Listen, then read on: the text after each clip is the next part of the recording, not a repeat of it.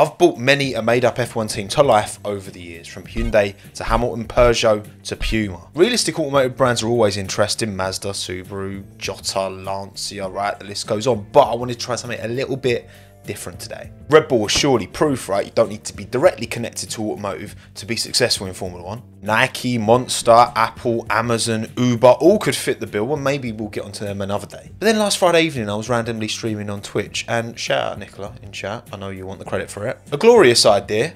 Oh, Nick, you're right. Ryanair love it, didn't they? What if Ryanair joined F1? Ryanair would give a quality colour palette. It's got to be that, isn't it? I've got to do it. I've got to do Ryanair, haven't I?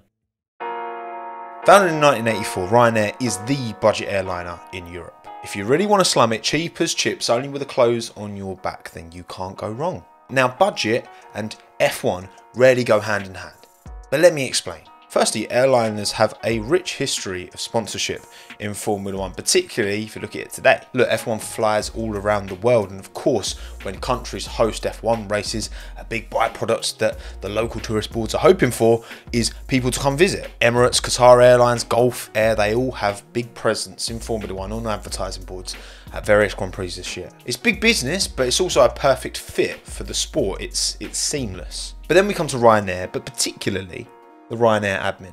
Clearly loves a bit of F1, and rightly so. It's genius, to be fair, right? Why pay to be in the sport, pay the millions and millions associated, when you can just interact with the memes, be part of the F1 Twitter culture, when you especially know that most fans are going to be flying with a carrier like Ryanair to a race. People with deep pockets, of course, they're covered by the big airliners, right? But I'd love to know what percentage of grandstand general admission fans on any given race weekend have flown in via a budget carrier like Ryanair. So for me, as F1's casual fan base increases, the value of cheaper budget brands getting on board with advertising grows. So now let Ryanair put their money where their digital mouth is and chuck an F1 car out. I mean, we all talk about how closely linked F1 aerodynamics and the aerospace industry are. Pilots in the planes, you've got pilots in the cars. So I'm going to give it a go with the little Irish planes. But not before we talk about today's video sponsor, AG1. Now, this bottle is empty because I've already had one today. It's already part of my daily routine. You might have seen it popping up in my streams over the last month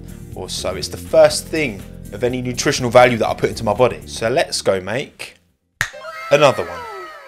Did that transition work? AG1 solves two of your most important health needs: the nutrients your body needs each day and the foundation of long-term gut health. Combines 9 separate health products together, working in tandem. Replaces your multivitamins, minerals, prebiotics, postbiotics, immunity support, and much more. Made of 75 of the highest quality vitamins and minerals, and Lewis Hamilton drinks it. So if it's good enough for him, it's good enough for me. Flavour-wise, I love it. It's kind of vanilla-esque. That's what I get most from it. You can taste that it's doing you some good, you know what I mean? Head to athleticgreens/Tommo to get started on your first purchase, and you'll get a 3-year supply of vitamin D3 and K2 and 5 travel packs. Lovely. Let's start by talking about how Ryanair gets into F1, and I'm going to combine headquarters into this as well. Because I don't think Ryanair are going to pay what is touted at like 600 million entry fee to get into Formula 1 if you want to bring a brand new team to the field, make it the 10 and 11, which is not feasible in this instance, I don't think. But there is a way in. As much as Red Bull have played down now the idea of selling off Scuderia AlphaTauri, that is still the most sensible option in, surely. You're circumventing the entry fee, and you're getting that Faenza base, and you're getting all the team personnel and the drivers, and everything's already there, plug and play, ready to go, just like Audi have done with Sauber. Ryanair are moving to Faenza. They cover Italy as a base anyway. Plenty of Ryanair flights go to Italy, so that's good. But what do we call the team? You know, Ryanair F1 team is nice. Scuderia Ryanair? Ryanair? It's too much, probably. Scuderia Ryanair Formula 1 team. I like that. Scuderia Ryanair. It doesn't sound horrible, kind of.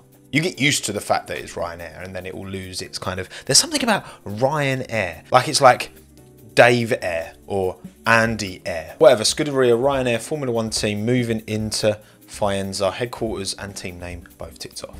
We'll go straight onto team principal now, because as we all know, Franz Tost is retiring from AlphaTauri at the end of the season. Laurent Mekies is moving over from Ferrari. Sorry, it's Mekies, not Mekies, to the Faenza base squad. And I mean, again, there's no reason why he wouldn't stay on. Sure, the idea of working under the brand Ryanair might not have been what he was sold, but That's how it's going, Laurent. Get used to it. Mekies remains in charge at that team. No big changes so far. But now, let's talk about the engine supplier. I wish I had more to go on because, you know, Rolls-Royce make a lot of aircraft engines, and they are owned by BMW, but BMW don't really have a tie into Formula 1. Should I do this video with BMW? Let me know in the comments below, by the way. Oh, and like the video. Don't worry about subscribing, whatever. Like the video and comment, please. Now, obviously, with Honda coming in 2026, that's still a little bit too far off, but there's plenty of engine suppliers still about. For me, I've gone with Renault E-Tech. They don't have any customers. They were hoping to get on board with the Cadillac Andretti entry, but that seems to have somewhat stalled. Hopefully not. Hopefully that will still happen. As much as AlphaTauri would already be Red Bull power trained up, they could remain that way, but I'm not sure Red Bull would love the association necessarily. Again, I know it's a difficult sell, okay? I guess you can buy Red Bull on a Ryanair flight, probably, can't you? I'll be surprised if you couldn't. Actually, maybe that does make more sense. I don't know. Red Bull, Ryanair. Actually, yeah. In hindsight, actually, I think I've changed my mind on this. I think they stick with Red Bull powertrains. And even Ford, like 2026, when they come on, Ryanair, Ford's not a super luxury premium brand like a Ferrari. There's no way Ferrari are powering Ryanair cars. Like, that's not happening. I'd say the same for Mercedes as well. Honda, maybe. Renault, sure. Ford, yeah, okay. Actually, you know what? No, we're also sticking with this. I've changed my mind. I'm going to have to update the graphics. This Scuderia Ryanair F1 car will still be powered by a Red Bull powertrain because they're buying Faenza, because they're buying AlphaTauri. Let's talk about drivers. Who should be the pilots, no pun intended, of these two Scuderia Ryanair Formula 1 team cars? You're purchasing AlphaTauri, so there's Sonoda and De Vries on the table, potentially, but the first driver is neither one of them. I want to suggest, I've done it so many times now, but I'm going to do it again. Alex Palou, insane in IndyCar this season, has already won a championship, did an unreal drive in Indy 500, come back to P4 for crying out loud, like he got taken out by VK, still almost managed to win it. He's obviously in bed with McLaren in terms of the Formula 1 side of things at the minute. He's reserve driver for them. He did the Pirelli tyre test as well recently. But unless Lando leaves, which could happen, but if McLaren deliver what they want to deliver and they want to be competitive and fighting in that top four by the end of the season, then maybe he won't. Then that Norris-Piastri lineup is super young and that could stay the way for years. So if Alex wants an opportunity in Formula 1, Ryanair might be the way. Not to mention he's Spanish, another huge territory for Ryanair. Lots of flights into Madrid and Barcelona and all that. So a popular choice for a Benidorm holiday is old Ryanair.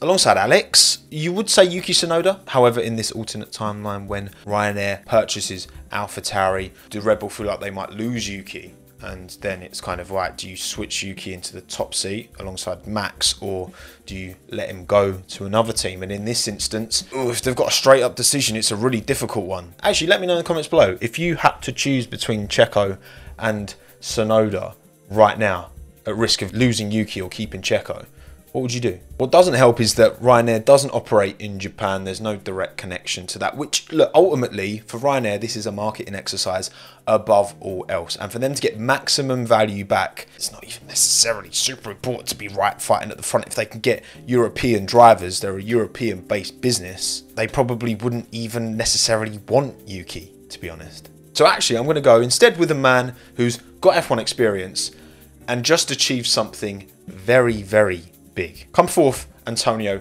Giovinazzi again. Recent experience in Formula 1 at Alfa Romeo, of course. And just this weekend gone, took the Ferrari hypercar to its debut success at Le Mans for, what, over 50 years, wasn't it? Crazy, insane, loved it. So I'm saying give the Italian another shot back in Formula 1, give him a chance to prove his worth. And again, Italy finds a base, lots of flights to Bologna and that.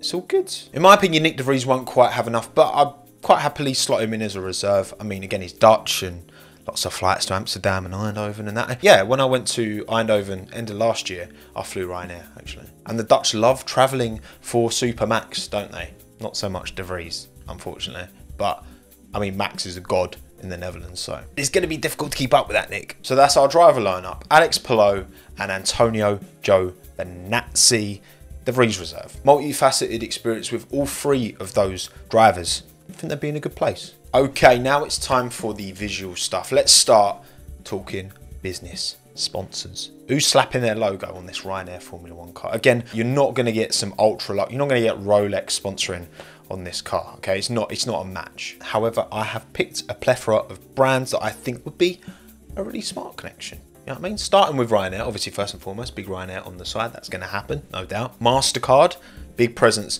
on the car, big colourful logo, payment gateway, booking flights, all that. Trivago, they're a hotel site. You book hotels for your holidays that you fly Ryanair. Boom, lovely jubbly, nice colourful logo. And I've put Guinness as well, but the 0.0 alcohol free option, of course, because God forbid advertising alcohol in a Formula 1 car, even though that's all everyone drinks in the paddock. Now, Ryanair's Irish, Guinness is Irish, and they've got the harp as well. Weirdly similar, the two logos, aren't they? Next, we have Ireland, as in Visit Ireland, Irish Tourist Board. We're going to stick the logo on the side there. Lovely jubbly, a bit more Dublin. I need to go to Dublin, man. I've still never tried a Guinness. I want to wait until I actually go to Dublin to try a Guinness. Samsonite I put on as well. They make luggage. I wanted a luggage provider on there somewhere. Obviously lots of potential names, but Samsonite, pretty good, well-known, established, not super luxury, not super budget either. WH Smith, why not? This was recommended in the Twitch stream we did, actually. You've always got Smiths at every airport, right? At least the UK ones anyway. If you don't know, they're like a big convenience store, basically, and they sell books and meal deals and magazines and all that nonsense. British institution. Anyway, Primark is on there as well.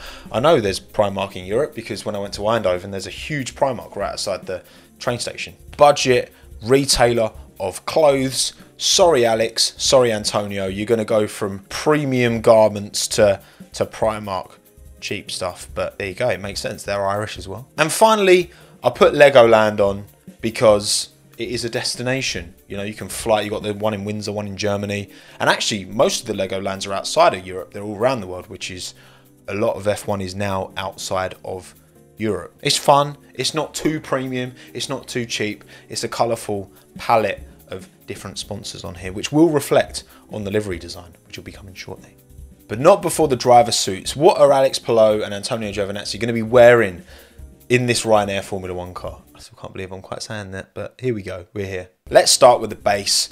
All white. You want a bright white or a really dark off black colour because you want the logos on your overalls to accentuate as much as possible. Livery is a moving billboard. Well, the overalls are billboards just as much. We've got the kind of 3 stripe that you see on kind of pilot uniform. I started with that on the kind of wrists and put that on the ankles as well. And then we've got the 3 little stripes on the shoulders. Again, I wanted to kind of try and mimic, take a few little cues from an actual pilot's uniform because, again, it's a plane. Now for the logos. Big Ryanair up the legs, big Ryanair front and centre in the middle and on the back. MasterCard got good presentation. I've kept most of the logos in full colour as well. I think, you know, you've got a bright blue and a bright yellow on a white base. Like, let's make this car stand out. Let's make this advertising board pop. And I'm pretty happy. I think they look nice. I think they look smart. So last but by no means least, let's take a look at the livery. What have I come up with? How's this Ryanair F1 car gonna look? I think you'll be pleasantly surprised.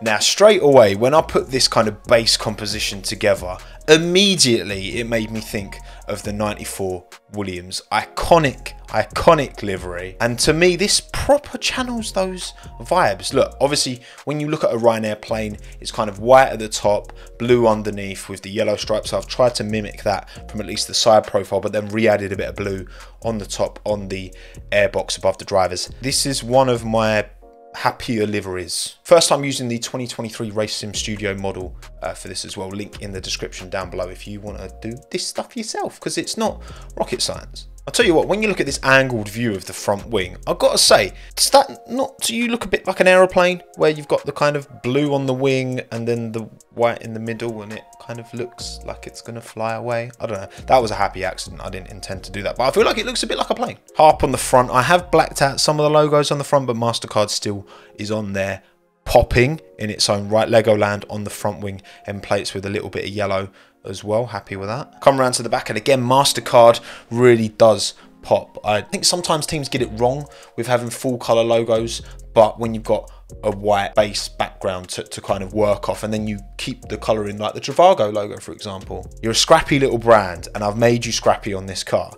On the rear wing, nice simple Ryanair logo, boom, happy days with that. Visit Island on the side, Guinness as well. Little Irish flag, the end of the review mirrors. I think we would get away with this level of paint on a 2024 F1 car as well. Everyone's down to the weight limit now. We should hopefully start to see teams re-adding paint from next year onwards. So to me, this screams 94 Williams. Are there any other cars this may be? I'm trying to look at a distance, and that's the one I'm getting above all else, to be honest. But is there anything I could have done differently, do you think? Is there any brands I missed out? Sponsors that I might have missed out? Oh, and talking to sponsors, thank you very much again to AG1 for sponsoring this video. Happy days. Always happy to hear in the comment suggestions for these type of videos as well. This is good fun. I love doing livery designs. My name's Tommo. Thanks again. Have a good one. Ta-da.